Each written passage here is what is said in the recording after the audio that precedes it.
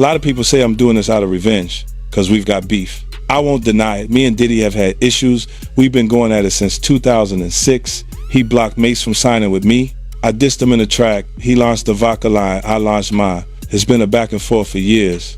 You know why he's so desperate to shut this film down? Because he knows we found things. Footage, phone calls, conversations he recorded himself, contracts, NDAs, real receipts. But Diddy ain't the only problem. He's just a symbol. This industry is full of people like him smiling in the spotlight while pulling strings and hurting people behind the scenes. I don't make The federal government versus Sean Combs. The largest pimp in the world disguised as a music mogul. Predator sitting in a courtroom with a Bible. I guarantee you it's not Diddy walking around in 8-inch platform heels. There is no reason to own half of a Spencer store. 25 bottles of baby oil, 31 bottles of Astroglide. Legal objection. Ew. What do we know? We know the fact that he hit her. We've seen the videos. We know the fact that the freak-offs were taking place, that he was hiring people from Craigslist, that he was paying them $1,500 to $6,000, depending on how well of a job they were doing. I got some names that I want to call. Alex Spiro, Desiree Perez, and the whole wicked system of Rock Nation, including you, Jay-Z. About some of the people in the business. And Petey Pablo, you remember Petey Pablo? I know who that is. Petey Pablo, talented writer, singer. Him and Young Buck wrote a song called Ho Is On.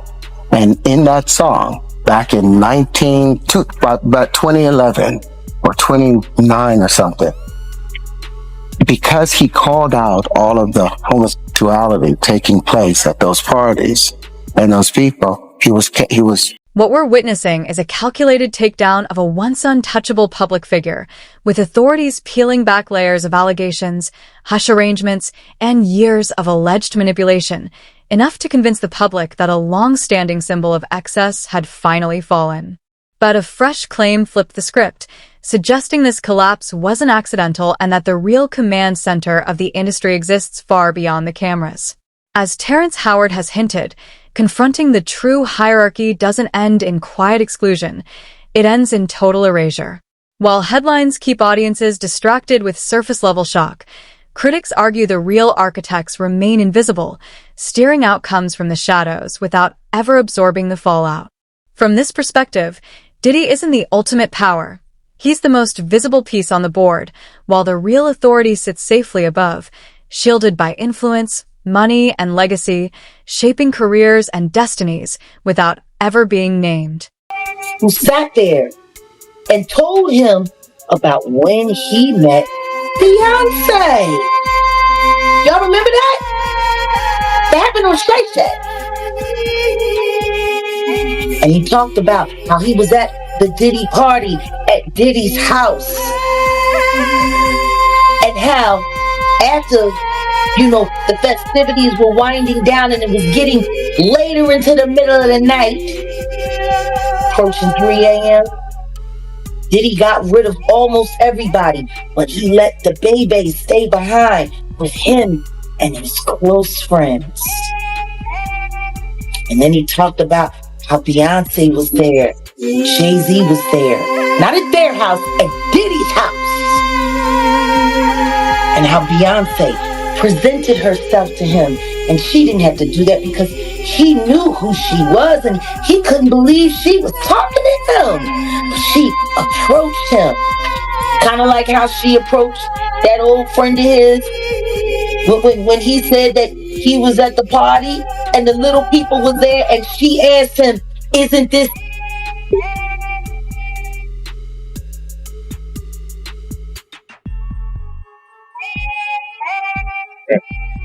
my.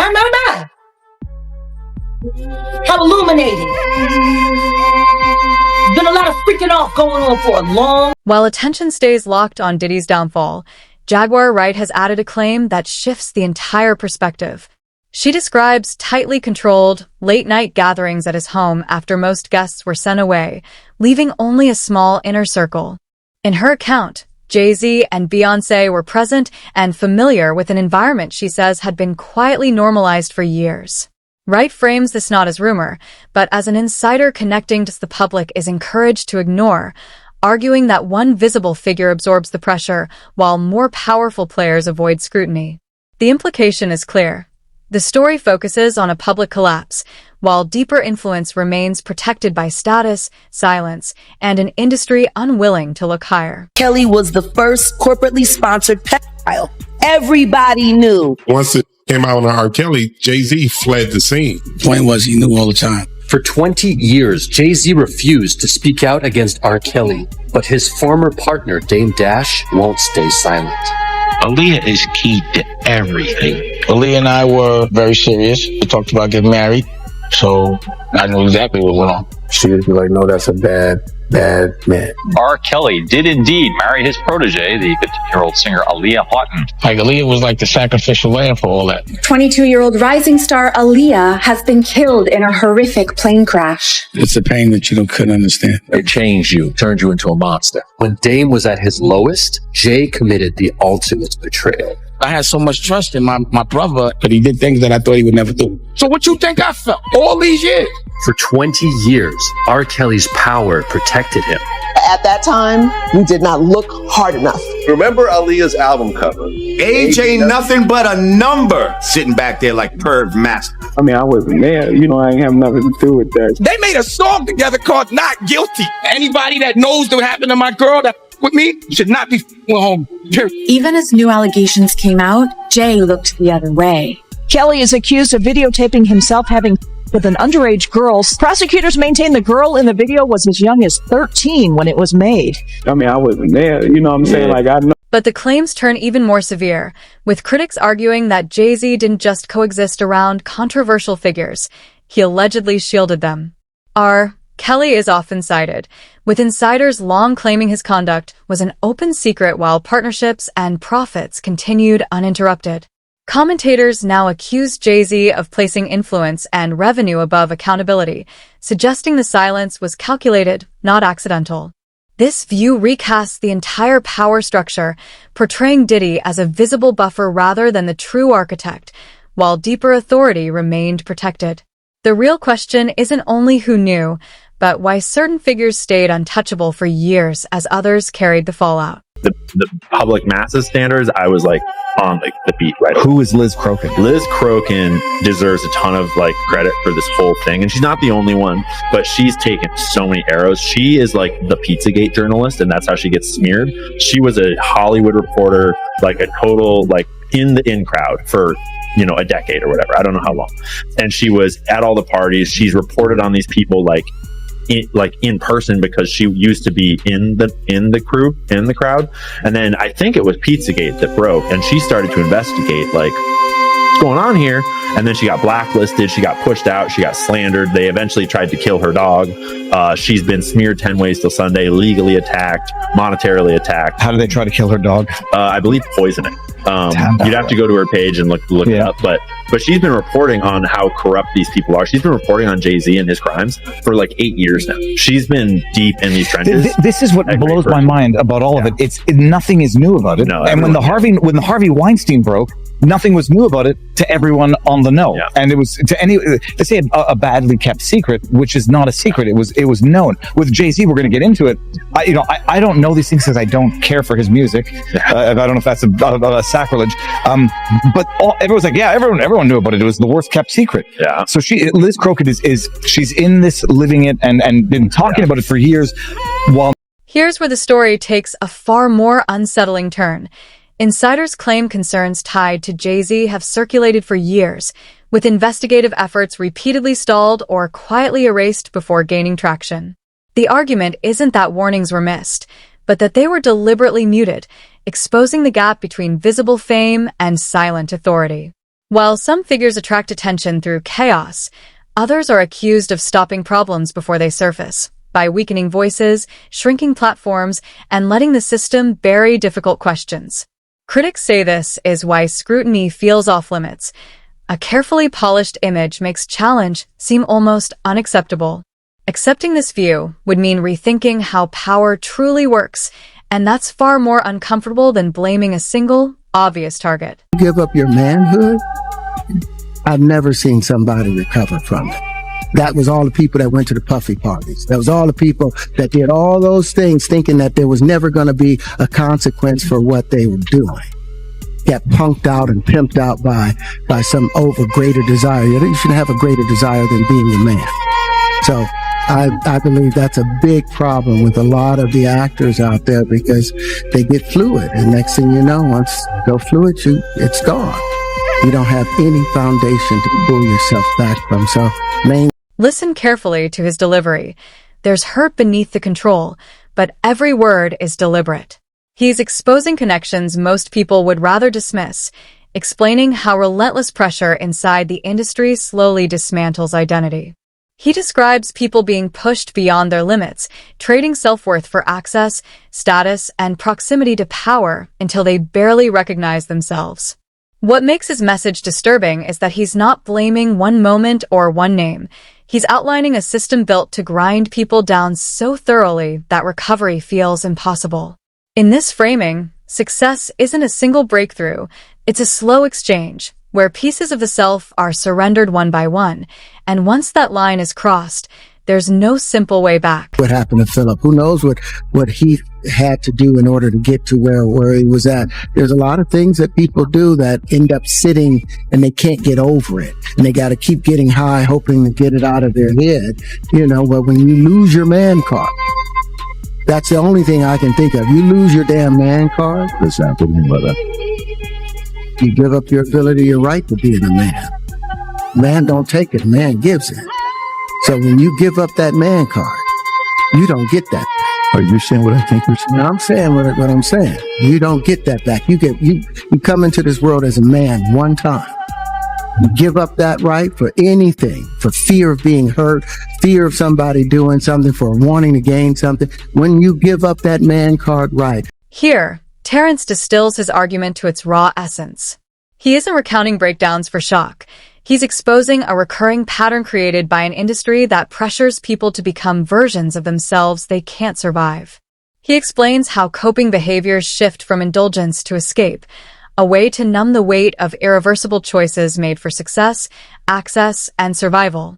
What makes his insight striking is the idea that this system doesn't depend on force alone. It succeeds by convincing people to surrender their identity willingly, then trapping them with the knowledge that it was their choice.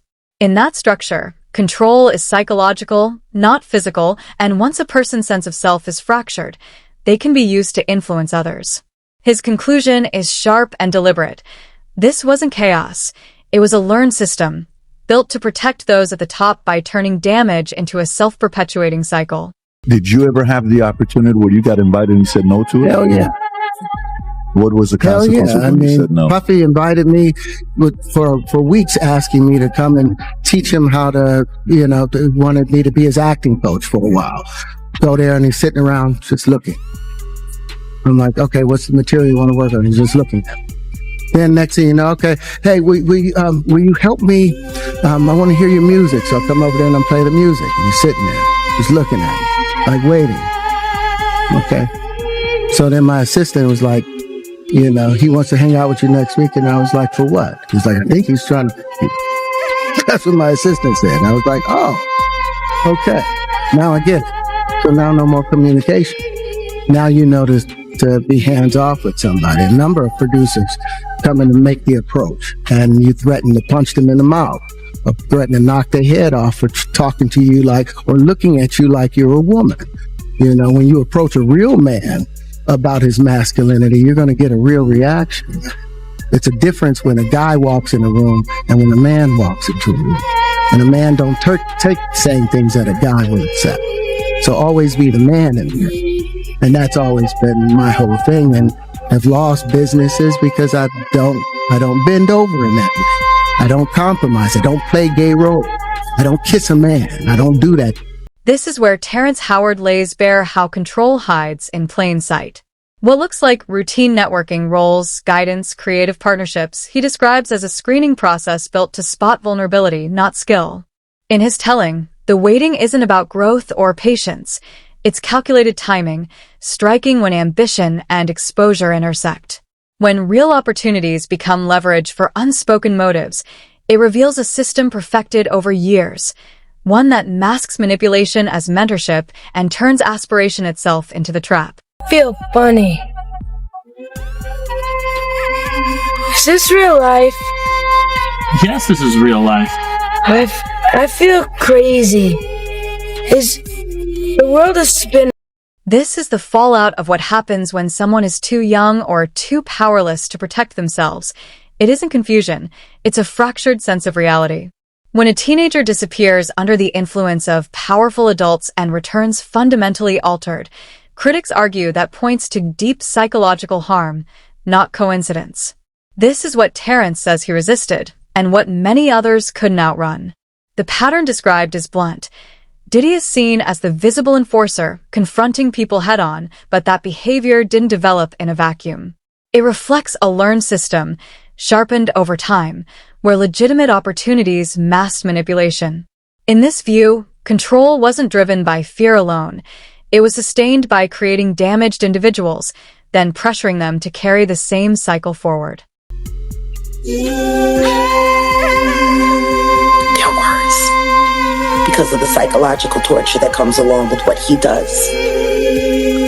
Like I said, do you think Jay-Z is scared right now? Oh, he's terrified. He's terrified. He's losing confidence everywhere. But the only confidence he's worried about keeping secure are those white boys that he worked for. That's his only loyalty. Not even to his wife is he loyal. What do you think? And just again, hypothetically, if his kids, as young as they are, ask, "Daddy, who's that man on TV getting arrested? Isn't that your friend?" What would his response be? He wouldn't respond. He would just laugh and walk away. That's Sean Carter.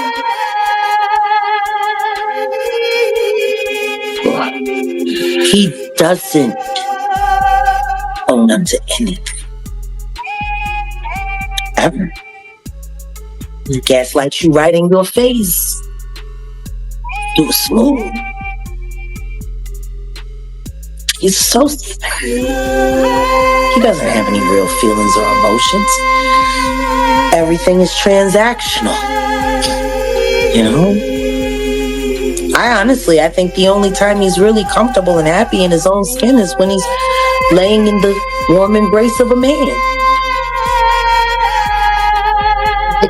Jack, come on. Jack. What? Come on, man. You can't paint those kind of pictures into people's heads, man. Why you got painted in the mind with the videotape that I saw of him looking very happy in the embrace of a man? This is where Jaguar Wright delivers her most disruptive claim, one that reframes the entire story. She isn't speaking vaguely. She alleges the existence of recorded material connecting figures linked to Jay-Z with the same inner circle surrounding Diddy. More unsettling is her assertion that these ties go far beyond business, pointing to a long-running relationship built on shared exposure and mutual risk. If true, critics argue it suggests a power structure held together not just by influence, but by leverage, where silence, loyalty, and protection are enforced through secrets at the highest levels of the industry. It's hard to distinguish the line between politics and culture in today's world, especially when you think about like the Taylor Swift endorsement of Kamala Harris and other such celebrity sort of projections of opinion. And if you think about Jeffrey Epstein, he was really good at swimming through all sorts of powerful circles in Hollywood, in politics, in science. But one place where Jeffrey Epstein would not have been able to swim and create blackmail was in black culture, was in the hip hop and rap industry, which is a very big part of American subculture. And is a very big part of sort of the way that kids grow up thinking about the world and the way that a huge portion of America thinks and votes, as well as spends money. And so from the political angle, there is a huge value to having blackmail in the rap industry. But from a money angle, there's also huge value in controlling the rap industry, because the rap industry is unique in the sense that it is deeply tied to not just a large portion of consumerism, but also to drugs and liquor and partying and the whole way that young people grow up thinking about sort of what is their meaning of life. And that's where you start to get to these kind of wild, darker conspiracy theories that seem to have more and more evidence every year of operations that are specifically designed to corrupt young people's minds, because I can't think of any soil more fertile for a blackmail culture than a culture where kids are growing up into being adults that Ion Cornell presents this as the conclusion few want to face. The issue stretches far beyond entertainment drama into a system where cultural influence becomes real leverage. By shaping artists, critics argue, power quietly extends into politics, money, and public perception, guiding narratives and outcomes without ever taking center stage.